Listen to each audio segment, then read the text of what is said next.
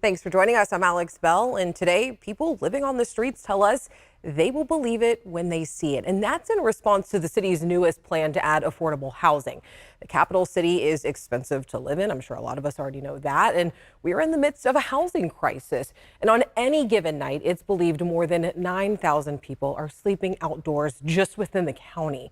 So the city wants to spend $35 million to add about 800 more affordable housing units to the 2,000 units that are already being planned. And you can see on this map of the proposed sites right here. The new plan includes about 240 units in Midtown, 124 in North Sacramento, close to 300 over in Oak Park, and more than 200 units in South Sacramento. Now, each location will have a mix of living spaces for varying income levels and homeless people. So most of the projects are set to be finished by the second half of 2024. The new units will be funded with both state and federal funding. And this plan, which will be voted on tomorrow, is to help people move into permanent housing that they can afford. Tomorrow's action continues this upward trend we began in 2019 to make affordable housing our priority. And it will reaffirm our status as California's first and only designated pro-housing city. Now, the Sacramento Regional Coalition to End Homelessness says that despite the amount that's being spent, this is just a drop in the bucket. We're in a crisis, and this does very little. What they vote on tomorrow, even though it's a feel-good measure, it's a small baby step towards creating affordable housing, but not anywhere close to the need. Now, the skepticism isn't unique by any means, and for good reason. The city has already spent big money on the housing crisis. In 2021, City Council voted to set aside $100 million for 20 new shelters and designated camping spaces.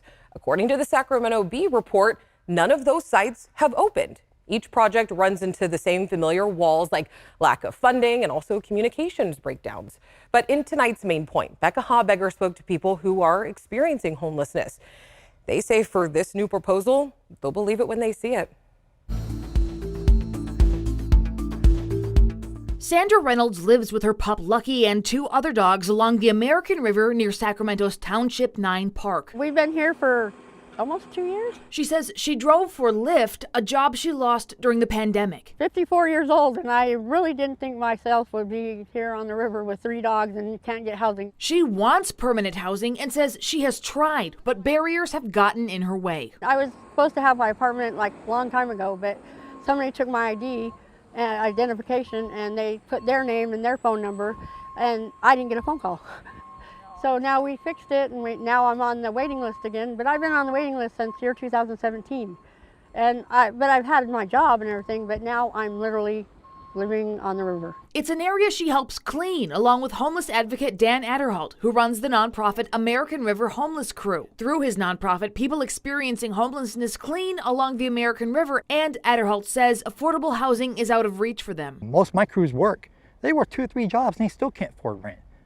That's how bad rent is out here. And how the hell are you going to have first, last, and deposit being homeless into a home?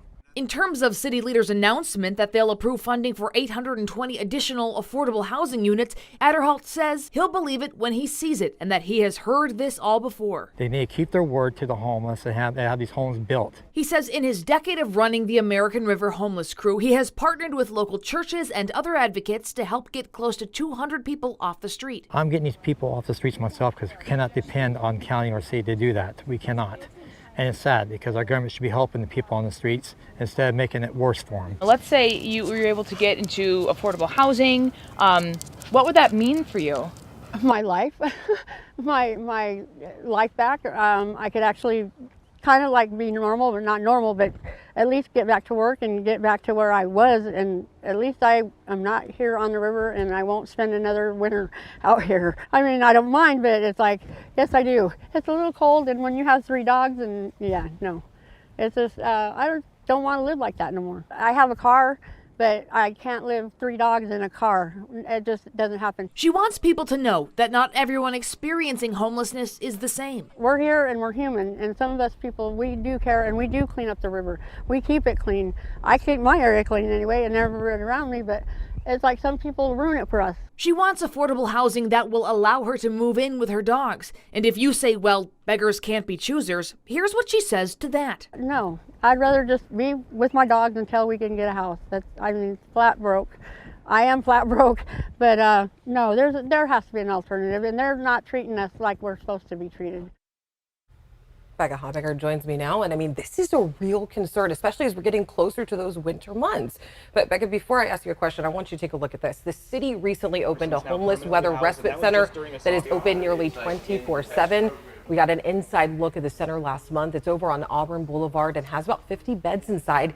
It offers a safe environment for people who are experiencing homelessness to rest and also meet with case managers, social workers, and housing coordinators.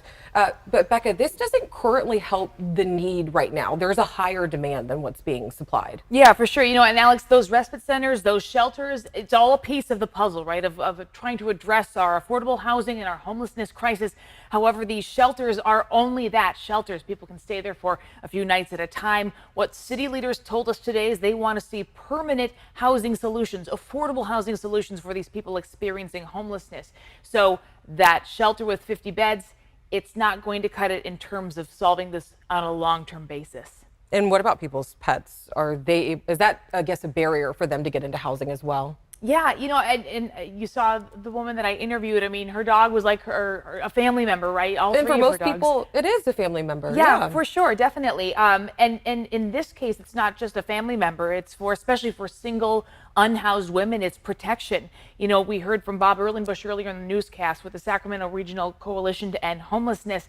He's told me in previous interviews that women living on the streets have a higher risk of being not only assaulted but sexually assaulted. So just speaking generally, having these dogs as a woman out on the street offers a lot of protection. And so these folks who have these pets, they don't want to just give them up to move into housing. And as I said in the story, well, beggars can't be choosers, some might say. But these folks say, would you leave your family behind?